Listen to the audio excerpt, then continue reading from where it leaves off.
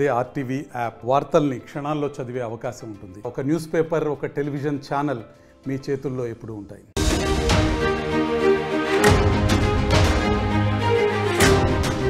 Atchutapuram SEZ ఘటనలో సుమారుగా 3 జిల్లాల్లో విషాదం నెలకొంది. ఈ ఘటన కారణంగా 3 జిల్లాల్లో చాలా వరకు కూడా విషాదం నెలకొందని చెప్పొచ్చు. ఎందుకంటే ఈ ప్రమాదంలో చనిపోయినటువంటి వారు ఉమ్మడి తూర్పుగోదావరి జిల్లాకు చెందిన వారు 4 ఉన్నారు. ఈ మృతుల్లో కాకినాడకు చెందినటువంటి హారిక, సామర్లకోటకు చెందిన నాగబాబు, చిక్కవోలు చెందినటువంటి గణేష్ కుమార్, మామిడి కుదురుకు చెందినటువంటి సతీష్, ఈ 4 కూడా ఒకే జిల్లా వారు కావడంతో అక్కడ తీవ్ర విషాద ఛాయలు అలుముకున్నాయి. అయితే సెజ్లో కంపెనీలో ప్రొడక్షన్ విభాగంలో సీనియర్ ఎగ్జిక్యూటివ్గా పనిచేస్తున్నారు సతీష్. 5 ఏళ్ల కిందటే ఉద్యోగంలో చేరాడు. అయితే 3 ఏళ్ల క్రితమే సతీష్కి వివాహం కూడా అయింది. ప్రస్తుతం ఉద్యోగరీత్యా అచ్యుతాపురంలోనే సతీష్ ఉంటున్నాడు. మరొక వైపు హారిక ట్రైన్ ఇంజనీర్గా కొనసాగుతున్న హారిక కూడా కాకినాడ జిల్లా వాసిగా తెలుస్తోంది. సో ప్రస్తుతం హారిక కూడా ఉద్యోగరీత్యా అచ్యుతాపురంలోనే ఉంటుంది. ఇడుపులపాయ IIITలో కెమికల్ ఇంజనీరింగ్ పూర్తి చేసింది. 11 నెలల క్రితమే ఉద్యోగంలో చేరింది. అయితే రాఖీ పండుగకి సొంతూరుకు వచ్చినటువంటి హారిక బుధవారం కూడా లీవ్ తీసుకోవాలని ప్రయత్నం చేసింది. కానీ మేనేజ్మెంట్ ఒప్పుకోకపోవడంతో తిరిగి తప్పక విధుల్లోకి చేరాల్సి వచ్చింది. ఆ తర్వాత నిన్న జరిగిన ఘటనలో కూడా ఆవిడ కూడా మరణించారు.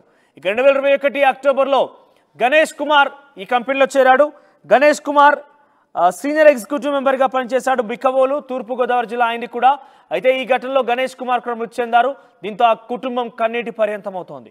ప్రొడక్షన్ అసిస్టెంట్ మేనేజర్గా పనిచేస్తున్నటువంటి నాగబాబు కూడా నిన్నటి ఘటనలో మృతి చెందాడు. నాగబాబు అసిస్టెంట్ మేనేజర్గా ఉన్నారు. సామర్లకోట వాసిగా తెలుస్తోంది. అయితే కుటుంబం ఒక్కసారిగా విషయాలు చాలా అనుకున్నాయి. కుటుంబం చెప్తున్న వివరాల ప్రకారంగా నేను వెంటనే వెళ్ళి వస్తానని చెప్పి కుటుంబం నుంచి చెప్పి అటు డ్యూటీకి వెళ్ళినటువంటి నాగబాబు తిరిగి రాకుండా అనంతలోకాలకు వెళ్ళిపోయాడు. దీంతో ఒకే జిల్లా నుంచి 4 కూడా అది అధికారి స్థాయిలోనే మరణించడంతో ఆ కుటుంబాల్లో విషాద ఛాయలు అలుముకున్నాయి. కన్నీరు మున్నీరుగా విలపిస్తున్నారు. ఒకసారి ప్రజెంట్ సిచ్యువేషన్ మా ప్రతినిధి ప్రకాష్ అందిస్తారు. ఎస్ ప్రకాష్, మృతులు సుమారుగా 3 జిల్లాల వారికి తెలుస్తోంది. ముఖ్యంగా మనం చెప్తున్నటువంటి తూర్పుగోదావరి జిల్లాకు సంబంధించి 4 ఉన్నారు. దాంట్లో అందరూ కూడా అధికారి స్థాయిలో ఉన్నారు. సో ప్రస్తుతం వారి కుటుంబీకులు ఏం చెప్తున్నారు, వారి కుటుంబీకుల ఆవేదన ఏ రకంగా ఉంది, ఆ గ్రామంలో కావచ్చు, ఆ ఊర్లలో కావచ్చు, ఎటువంటి విషాద ఛాయలు అలుముకున్నాయి? మనోజ్, ఏదైతే ఫార్మా కంపెనీ జరిగినటువంటి పేలుడు ఘటనలో ఉమ్మడి తూర్పుగోదావరి జిల్లాకు సంబంధించినటువంటి బాధితులు అయితే 4 ఉన్నారని చెప్పాలి. 4 అయితే ప్రధానంగా వాళ్ళంతా కూడా ఉమ్మడి తూర్పుగోదావరి జిల్లాకు సంబంధించినటువంటి మన ప్రధానంగా కాకినాడ జిల్లాకు చెందినటువంటి కాకినాడ రూరల్ సంబంధించినటువంటి మహిళ ఎవరైతే చల్లపల్లి హారిక, ఇటీవల కూడా హారిక ఇక్కడ రావడం జరిగింది. అలాగే మన ప్రధానంగా చూసుకుంటే మొన్న రాఖీ పండుగ కూడా హారిక ఇంటికి రావడం, సరదాగా కుటుంబ సభ్యులతో గడిపి మళ్ళీ తిరిగి వెళ్ళిన పరిస్థితి ఉంది. ఈ నేపథ్యంలో ఈ ఘటన జరగడంతో మొత్తం కుటుంబం అంతా కూడా శోక సముద్రంలో మునిగిపోయిన పరిస్థితి ఓ పక్క కనబడుతుంది. మనం ముఖ్యంగా మళ్ళీ అదే కాకినాడ జిల్లాకు సంబంధించినటువంటి సామర్లకోటకు చెందినటువంటి మొండి నాగబాబు కూడా ఇదే పరిస్థితి. మొండి నాగబాబు మనకు ప్రధానంగా సామర్లకోట గాంధీనగర్ వాసి. గాంధీనగర్లో వాటర్ ట్యాంక్ వద్ద తన కుటుంబం అయితే నివాసం ఉంటారు. అలాగే తండ్రి 5 రోజులుగా మనకు ప్రధానంగా చూస్తూ 5 నెలల క్రితమే తన ఎవరైతే ఉన్నారో నాగబాబు తండ్రి కూడా 5 నెలల క్రితం కూడా మరణించినటువంటి పరిస్థితి. అలాగే నాగబాబుకి అలాగే 2 పిల్లలు కూడా ఉన్నారు. ఈ నేపథ్యంలో ఈ సంఘటనలో కూడా నాగబాబు కుటుంబ సభ్యులు మొత్తం ఈ కన్నీరు మున్నీరుగా విలపిస్తున్నారు. ఈ యొక్క సామర్లకోటలో కూడా విషాద ఛాయలు అలుముకున్నాయి మనం ప్రధానంగా చెప్పొచ్చు. మరొక ఘటన చూసుకుంటే అంబేద్కర్ కోనసీమ జిల్లా పీగన్నవరం నియోజకవర్గం చెందిన మామిడి కుదురు మండలం పాసలపూడు చెందినటువంటి మనకి మారిశెట్టి సతీష్ కూడా ఆయన ఇదే కంపెనీలో పనిచేస్తున్నారు. ఈ యొక్క ఘటనలో కూడా తాను కూడా మృతి చెందినటువంటి పరిస్థితి ఉంది. ఈ నేపథ్యంలో మొత్తం ఈ యొక్క ఎవరైతే మనకి ప్రధానంగా చూసుకుంటే సతీష్ కి సంబంధించిన కుటుంబ సభ్యులు అలాగే 4 సంవత్సరాల క్రితం నుంచి కూడా ఫార్మా కంపెనీలోనే పనిచేస్తున్నారు. కానీ 3 సంవత్సరాల క్రితం సాయిశ్రీతో సతీష్ అయితే 3 సంవత్సరాల క్రితం వివాహం అయింది. తన తండ్రి ఆ కొబ్బరి పీచుల వ్యాపారం కూడా చేస్తుంటారు సతీష్ తండ్రి. ఈ విధంగా తనకు సంబంధించినటువంటి ఈ యొక్క కుటుంబ సభ్యులు కూడా కన్నీరు మున్నీరుగా విలపిస్తున్నారు. కోనసీమ జిల్లాలో కూడా విషాద ఛాయములు అయితే అక్కడ జరిగినటువంటి ఘటనతో మనకు ప్రధానంగా ఇక్కడ కనపడుతున్నాయి మనకి చెప్పవచ్చు. మరొక సంఘటన చూసుకుంటే తూర్పుగోదావరి జిల్లా బిక్క మిగతా వాళ్ళు ఏదైతే అనపర్తి నియోజకవర్గం చెందినటువంటి మరొక వ్యక్తి కొప్పర్తి గణేష్ కుమార్, ఇతను కూడా ఫార్మా కంపెనీలోనే పనిచేస్తున్నారు. ఈ ఫార్మా కంపెనీలో జరిగినటువంటి ఘటనలో అతను కూడా చనిపోవడంతోనే మొత్తం కుటుంబ సభ్యులు మొత్తం అందరూ కూడా కన్నీరు మున్నీరుగా విలపిస్తున్నారు. మొత్తం ఉమ్మడి తూర్పుగోదావరి జిల్లాకు సంబంధించినటువంటి నలుగురు కూడా ఈ యొక్క ఫార్మా కంపెనీ చనిపోయినటువంటి 18 మందిలో ఈ నలుగురు కూడా ఉండడంతో ఎక్కువగా జిల్లాకు సంబంధించినటువంటి వారు మన ఉమ్మడి తూర్పుగోదావరి జిల్లా వాసుల్లో ఎక్కువగా ఉండడంతో ఉమ్మడి తూర్పుగోదావరి జిల్లా వాసుల్లో కూడా ఏదైతే ఘటన జరిగినటువంటి ఈ ఘటనపై మొత్తం ఉమ్మడి తూర్పుగోదావరి జిల్లాలో విషాద ఛాయలు నెలకొన్నాయి మనం ప్రధానంగా చెప్పొచ్చు. ముఖ్యంగా కాకినాడ జిల్లాకు సంబంధించినటువంటి హారిక ఇటీవలే రావడం అన్నయ్యతో సరదాగా గడిపి వెళ్ళినటువంటి పరిస్థితి ఉంది. కానీ గత కొన్ని రోజుల క్రితం కూడా లీవ్ అడిగింది, కానీ బుధవారం నిన్న కూడా లీవ్ అడిగినటువంటి పరిస్థితి ఉంది. కానీ లీవ్ కుదరకపోవడంతో మన రాజకీయ పండుగకి మొత్తం సెలవులో ఉండడం నేపథ్యంలోనే తను కూడా ఈ యొక్క ప్రమాదంలో వాళ్ళకు సెలవు ఇవ్వకపోవడంతో విధులకు హాజరై ఈ యొక్క ప్రమాదంలో మృత్యువాత పడినటువంటి పరిస్థితి ఈ విధంగా మనకు ప్రధానంగా పడుతుంది. ఏదేమైనా మొత్తం ఈ యొక్క ఘటనపై ఏదైతే జరిగినటువంటి పేలుడు ఘటనపై మొత్తం విషాద ఛాయలు అయితే మొత్తం ఉమ్మడి తూర్పుగోదావరి జిల్లాలో నలుగు ప్రాంతాల్లో కూడా కనపడుతున్నాయి మనం ప్రధానంగా చెప్పవచ్చు. సంతోష్. రైట్ ప్రకాష్, అంటే ఎటువంటి విషయాలు చాలా అనుకున్నాయి, చుట్టూ వరకు కూడా చాలా డెఫినెట్గా కన్నీరు ముందుగా విలపిస్తున్నారు. బాధితులందరూ కూడా ₹1 కోటి నష్టపరిహారం ప్రకటించింది రాష్ట్ర ప్రభుత్వం. సో కుటుంబీకులు ఏం చెప్తున్నారు, ఇంకేదైనా డిమాండ్ చేస్తున్నారా? ఎందుకంటే ముఖ్యంగా ఈ నలుగురిలో కూడా చూసిన హారిక చాలా చిన్న వయసురాలు, ఇంజనీరింగ్ పూర్తి చేసి IIITలో ఇంజనీరింగ్ పూర్తి చేసి అప్పుడే ఉద్యోగంలో చేరింది.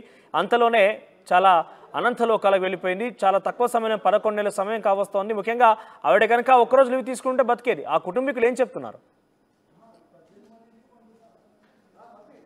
కూడా ఒకటే కన్నీరు మున్నీరుగా వినిపిస్తున్నారు. ఏదైతే హారిక సరదాగా కుటుంబ సభ్యులతో ఇటీవల 2 రోజుల క్రితం మాట్లాడి సరదాగా గడిపి వెళ్ళినటువంటి జ్ఞాపకాలతో అందరూ కూడా గుర్తు తెచ్చుకుంటూ ఈ విధంగా కన్నీరు మున్నీరుగా వినిపిస్తున్నటువంటి పరిస్థితి ఉంది.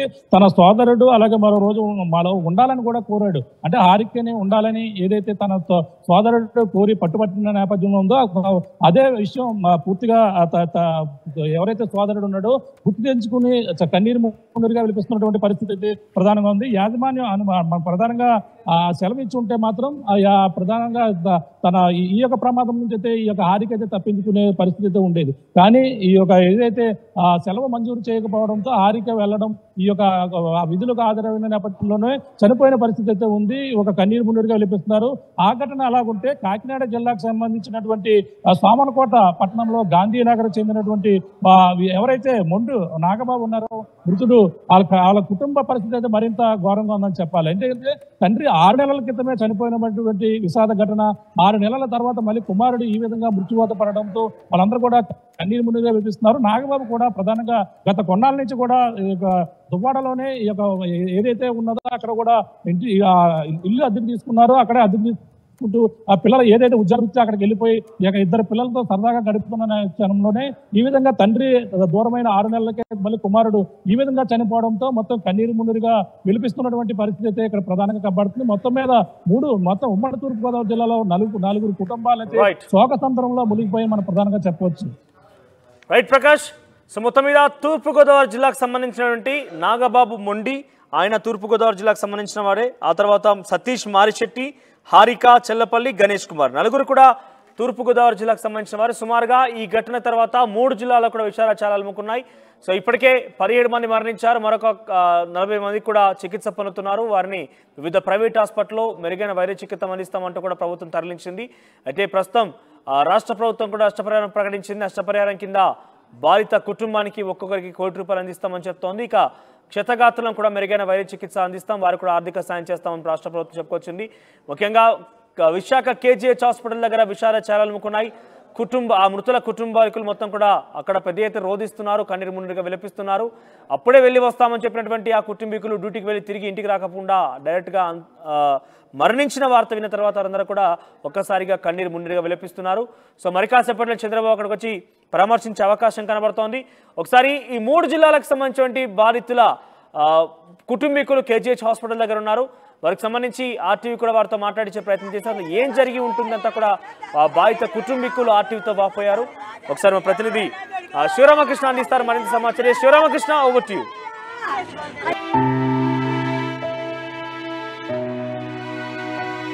అడల్లా అడిగితే ఏమని చెప్పాలి?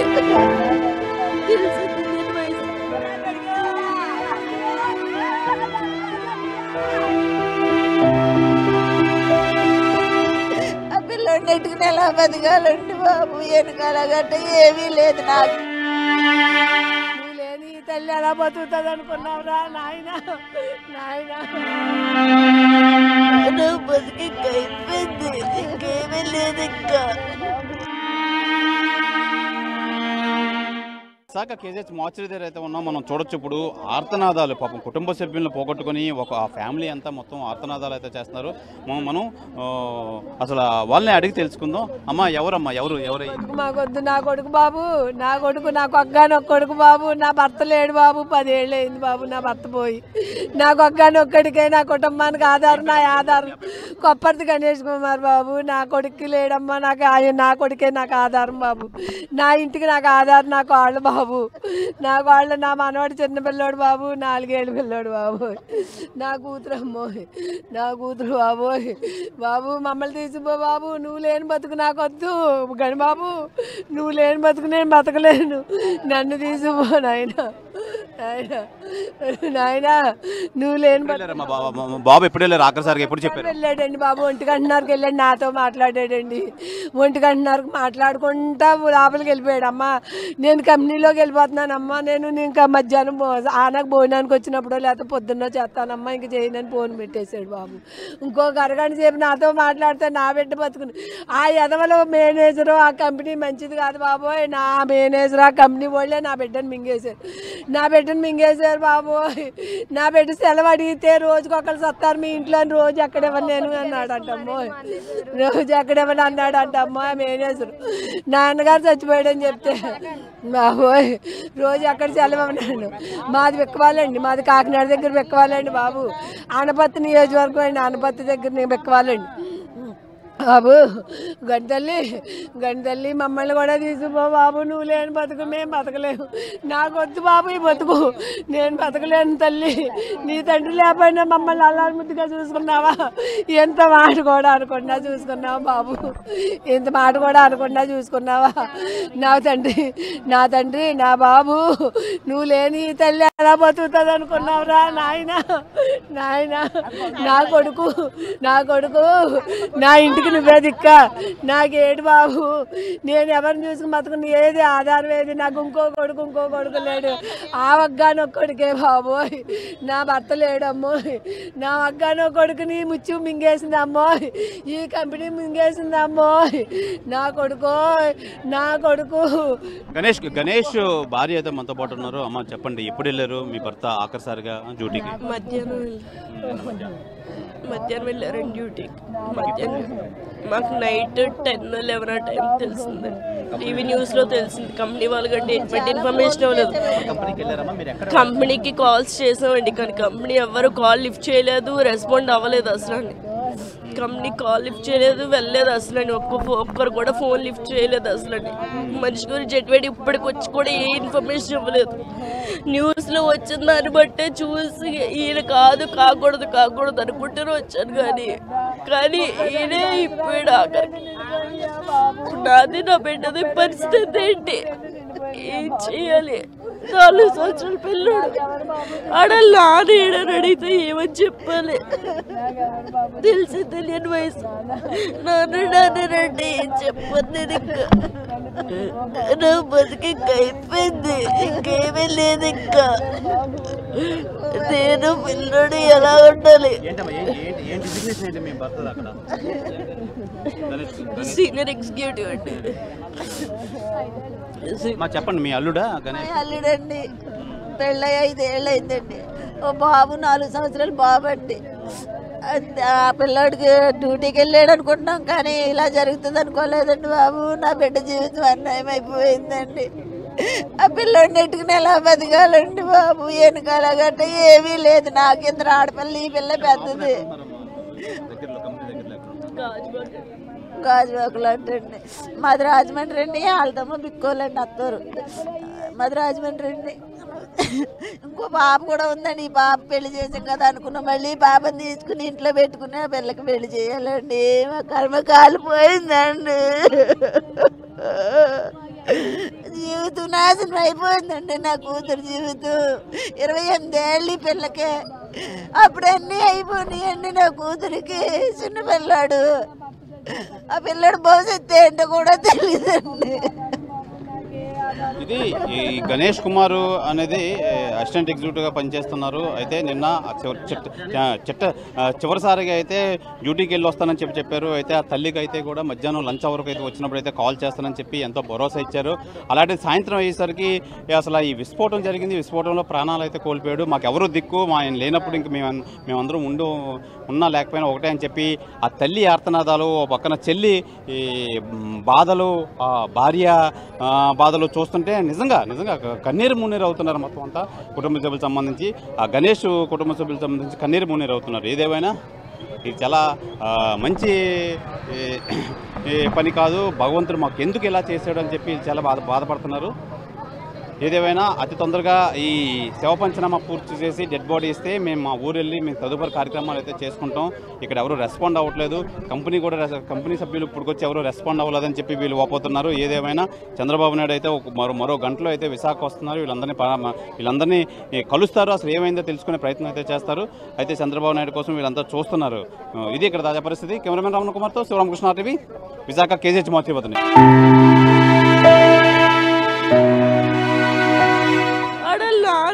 అడిగితే ఏమని చెప్పాలి?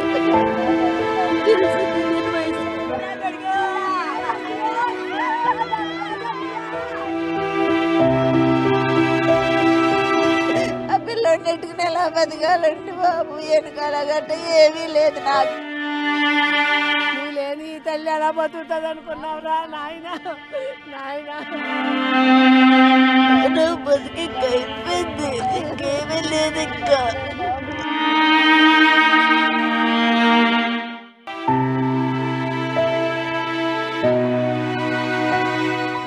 మరిన్ని వీడియోస్ కోసం ఛానల్ ని సబ్స్క్రైబ్ చేయండి. లేటెస్ట్ అప్డేట్స్ కోసం వాట్సాప్ ఛానల్ ని ఫాలో చేయండి.